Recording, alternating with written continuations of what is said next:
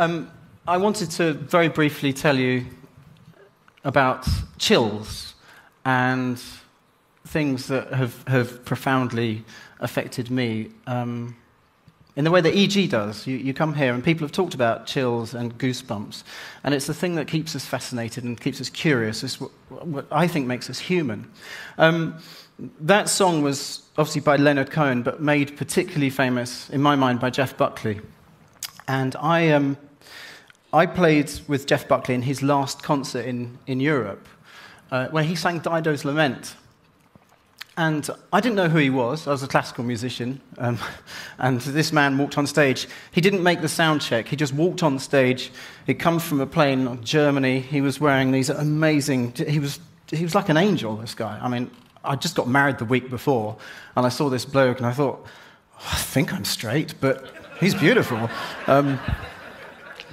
My wife was in the audience, and she was looking at him thinking, okay. I've given away too much there. And he sang Dido's Lament, which has this beautiful refrain in it, remember me, remember me. And it turned my world inside out, because this man sang like an angel. It was just extraordinary. And I looked at his sheet music, and it was an exercise book from a school, and it had the words just written high if they were high notes and low if they were low notes. And I realized, this guy can't read music, and yet he's ripping my soul out with the way that he's singing. And at that point, I knew nothing, absolutely bugger all about music.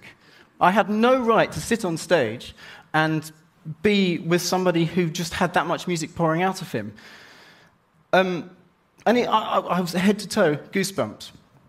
I could talk about him all night. I'm not going to. But when we heard, very sadly, that he'd died, one of my friends who he'd signed her music, she went and got the music from Purcell, from her shelf, and opened it, and he'd signed it. She'd never read it. It just said, with my love, Jeff, remember me, remember me. Goosebumps. These are some lovely children in Harlem who I worked with, and I thought I'd try an experiment with them. I did some arrangements of some music and got them to listen to the music with their eyes closed and just see what they would come up with. What film have they got playing in their head? And I just want to tell you this story very briefly. So I took in the Academy of St. Martin in the Fields, a fantastic orchestra, and we played this piece.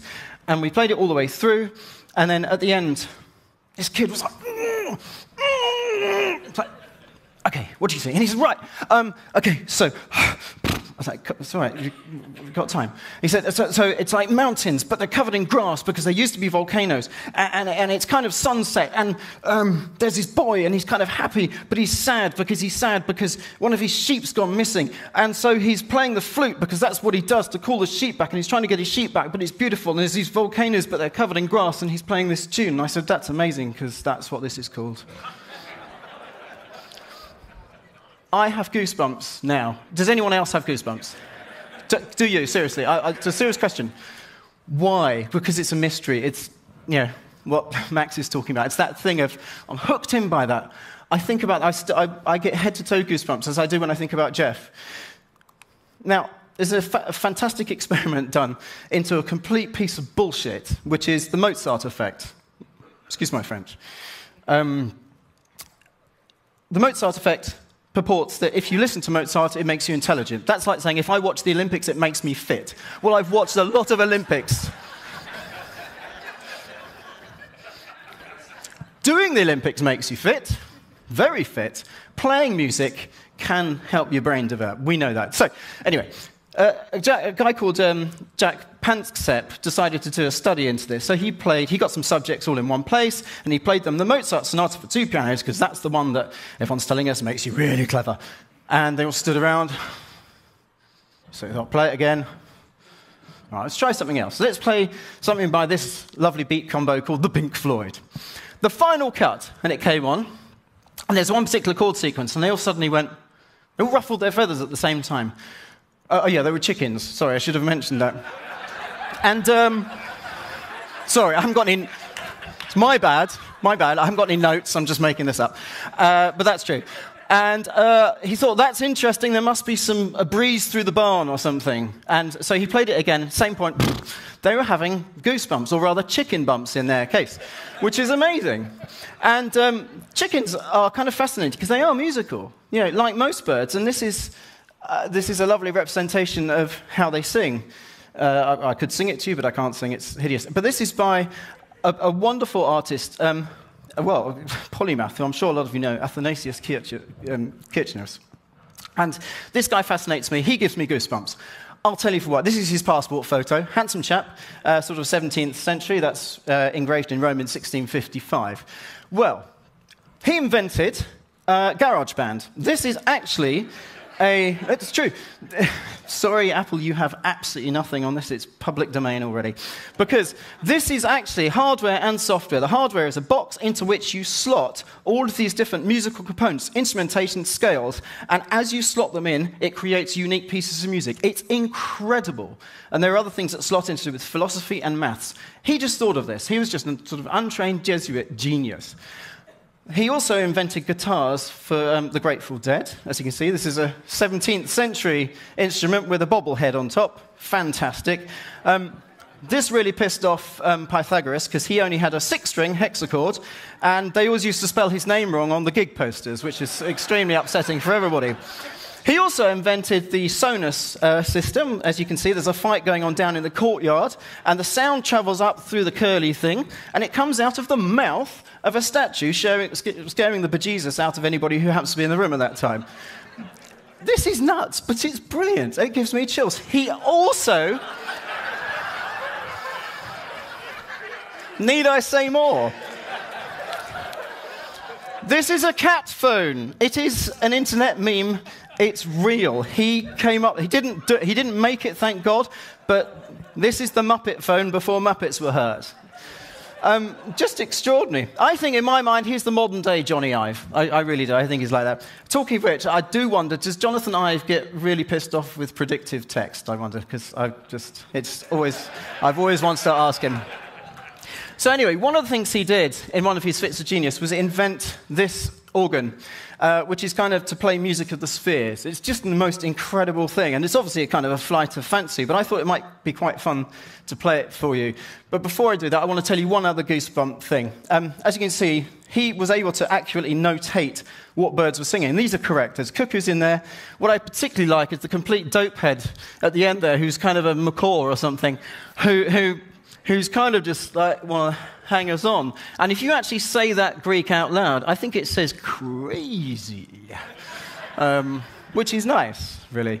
And I'm kind of fascinated by notation, and sometimes I write my pieces in the form of notation, and this is a piece I wrote for Michael Johnson, who a lot of us know as Wave, and I will record it for you, Michael, I promise you, at some point. And I like getting my kids to write pieces of music as well, because you know what? Writing music's really easy, and we have it beaten out of us that it's really difficult. And this is a little thanks to EG story that I want to share and embarrass Michael with. This is one of my daughters, this is Marilena, and she said to me one day, Dad, I've got show and tell this week. Do you think we could send a piece to Katie in space? This is Katie Coleman, who's an astronaut who has come and stayed with us, having met her at EG, and I kind of thought, well, actually, yeah, we can. So she wrote down a little piece, and she wrote a letter to go with it. Dear Josh and Katie, thanks so much for the present you made for me. I love it. Thank you so much. I hope you're having a great time in space. And we notated the piece out and emailed it to her NASA space station address, and then Katie played it on her flute. So, thank you. The teacher had a word and said, your daughter's got a fantastic imagination. No. I said, no, she hasn't. She really hasn't. So I'd like to finish by playing a 1 minute, 59-second piece that I'm going to make up based on, for no particular reason, something. I don't know, which will occur to me. And thank you for listening. This is going to be a looped piece, so every time I cock up and make a mistake... I'm sorry, I've been swearing a lot, I'm very sorry. Every time I make a mistake on this, it will come back around and around and around, a bit like bad code. So there's a metaphor for you. Here we go.